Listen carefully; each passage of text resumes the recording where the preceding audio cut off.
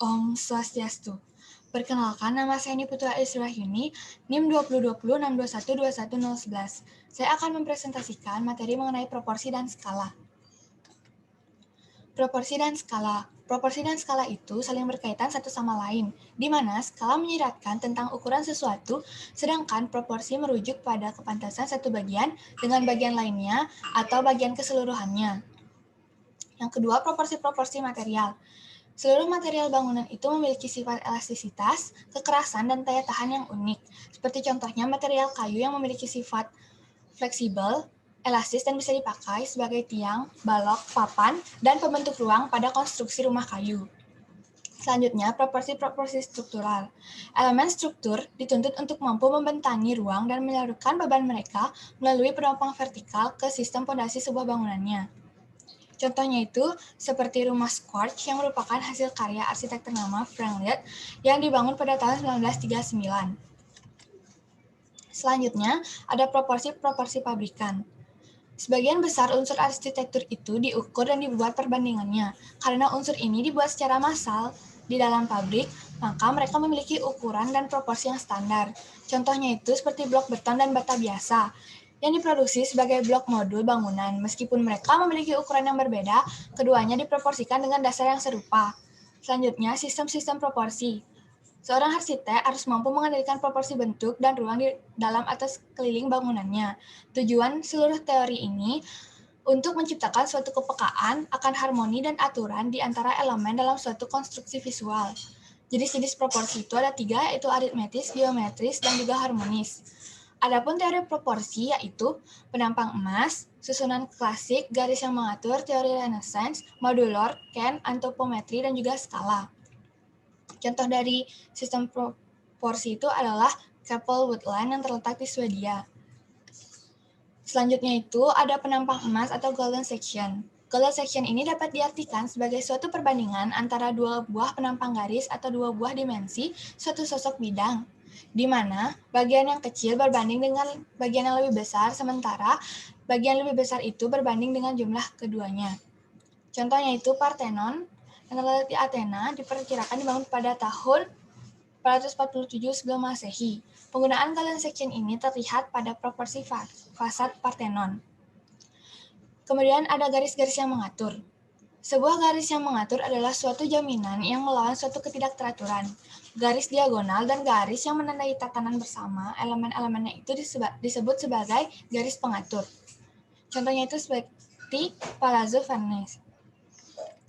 Selanjutnya ada tatanan klasik.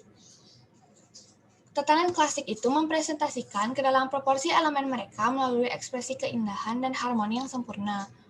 Vignola merumuskan aturan ulang bagi kaum Renaissance Italia dan bentuk serta tatanannya terkenal hingga saat ini. Orde klasik itu menurut Vignola yaitu Tuscan, Doric, Ionic, Corinthian, dan juga komposit. Selanjutnya itu ada teori Renaissance. Arsitek zaman Renaissance ini meyakini bahwa bangunan mereka harus berada dalam suatu susunan yang lebih tinggi. Mereka mengembangkan perbandingan rangkaian yang tidak terputus yang membentuk dasar proporsi bagi arsitekturnya. Palladio menggunakan teori medium Pythagoras untuk menentukan ketinggiannya, di mana dalam teori itu terdapat 3 jenis, yaitu aritmetis, geometris, dan juga harmonis. Contohnya itu seperti Palazzo Isepo Porto yang terletak di Vicenza, Italia yang dibangun oleh arsitek Andrea Palladio. Selanjutnya itu ada modular. Modular merupakan suatu sistem proporsi yang digunakan untuk menyusun dimensi-dimensi yang mengandung dan yang dikandung.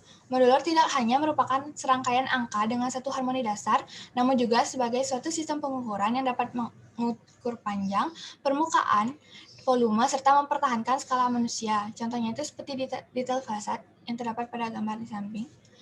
Selanjutnya itu ada Ken. Ken diperkenalkan pada akhir abad pertengahan Jepang. Ken tidak hanya digunakan sebagai sebuah unit pengukuran untuk konstruksi bangunan, namun ia berkembang menjadi sebuah modul estetika yang menata struktur material dan ruang dalam arsitektur Jepang.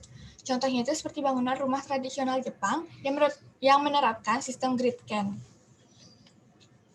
Selanjutnya ada antropometri. Antropometri ini lebih menekankan pada pengukuran proporsi dan besaran tubuh manusia. Mereka menyatakan bahwa bentuk dan ruang di dalam arsitektur itu dapat menjadi penampung atau perpanjangan tubuh manusia dan oleh karenanya ditentukan melalui ukurannya.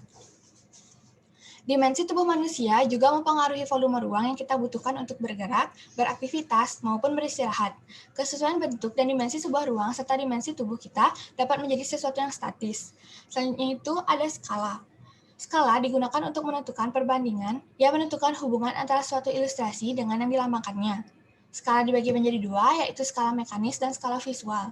Skala mekanis itu ukuran atau proporsi sesuatu yang relatif terhadap suatu standar pengukuran yang sudah dikenal. Sedangkan skala visual itu merupakan ukuran atau proporsi suatu elemen yang tampak memiliki kaitan elemen lain yang ukurannya diketahui.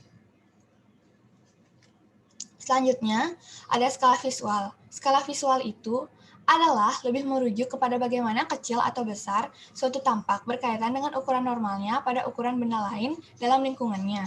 Contohnya itu seperti Cathedral Reims, di mana portal-portal cerukan pintu dibuat skalanya terhadap dimensi fasad dan dapat dilihat pada jarak tertentu sebagai akses masuk gereja tersebut. Selanjutnya ada skala manusia. Skala manusia itu didasarkan dengan dimensi dan proporsi tubuh manusia. Dengan penunjuk ini, kita dapat menggunakan elemen-elemen yang memiliki makna manusiawi dan yang dimensi-dimensinya terkait terhadap dimensi postur, langkah, gapaian, maupun cengkraman kita. Dan yang terakhir ada perbandingan skala.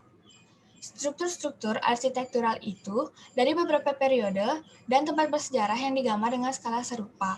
Persepsi kita mengenai seberapa besar suatu benda atau suatu tempat adalah selalu relatif terhadap lingkungan dan ukurannya bisa kita rasakan.